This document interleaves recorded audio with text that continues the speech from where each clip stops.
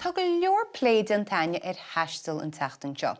Bhónaí difriúil le taisteal mar shampla siúl, rothaíocht a go wus.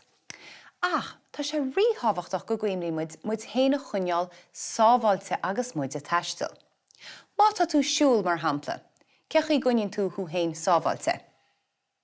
Bhá, leanan tú rialachaí an mhóthir. Má tá tú rothaíocht, cechaí bhhaininn tú sábháilte? Ítach má, leanan tú rialachaí an mhóthir agus bíon clog o d'irt. Nis, fan go bhheicimid, tá scéal amsún seo faoi chalín beg agus caisí héin a chuneáil sábháilte agus í mó I taisteal in dhéanach lena mama. Fan go bhheicimid. Nis, seoí Áine. Agus bhí brelá ag Áine le gorid. Agus fuair sí brontanas iontach. Cheanna a mama picéid de. Bhí sí go le Ceolchoirm agus Áine an tóraní go mór lei. Nis, ní bhain gur Áine agus an mothair a go le Ceolchoirm, ach bhí a culcear aisling agus a hantín a goláin in dhéanach lob freisin. Bhí sí bís. Rutas bís I riamh. Rutas is súil go mór le rud a cins I riamh a híal. Mar shampla Ceolchoirm nó clufa sports nó rud a cins mar sin. Ítach má. Well, chua Áine, aisling, mamaí agus antín ag I Ceolchoirm le chéile.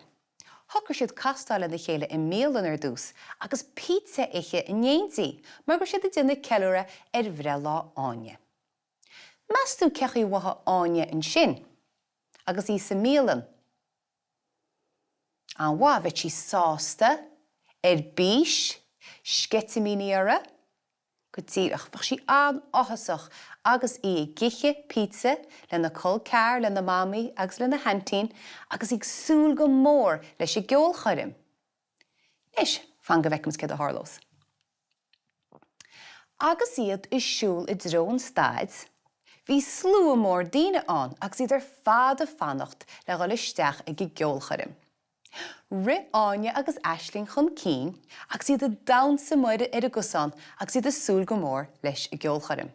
Ach go teban, nuair a chas Áine siar le srachcéchan sa cha ar Téama, ní ra mama le feiceáil.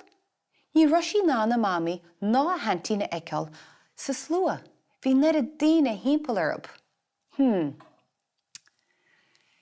Mas tú cechaí watha Áine in sin, agus gunnaí an ná mamaí eiceáil, agus gunnaí an ná na hantína eiceáil. Bhí sí fós in dhéanach lena culcear. Ach, an bhá, bheith sí imríoch, bheith imríara. Beidir gur a fatsaí sara, beidir gur a agla ara, beidir gur sí brónach. I neacha tusa Strae riamh. Cechaí watha tusa, agus céad a rinne tú. Má thu, má tusa má in áta cins, le a hisismthór nó le duine cins, agus má hain tú Strae. Cuireann tú ceist dhuine atá gabadán, agus feice tú go mbíonn feistis arab go handúil. Nó cuireann tú ceist gharda, agus freisin becheart gomach ifir do bhathair Orlasad. Nar cheart ifir gochain. Níor cheart imacht sa gár le duine cins nach naíonn tú. Níor cheart imacht le duine cins nach naíonn tú. Ach cunne súlamach go na daine gur féidir leat a chrost, daine tá a gobair I siopí nó feice tún feistis arab.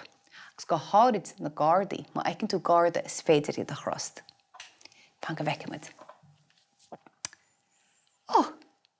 Nuair a chas Áine thart a ríist chola sí glór a dana sí. Bhí mamaí héisí eiceáil, agus tháinig mamaí go fada ré. Mar sin bhí siad an nánach le Ceolchoirm le chéile agus bhí an íche acob. Na chálainne sin.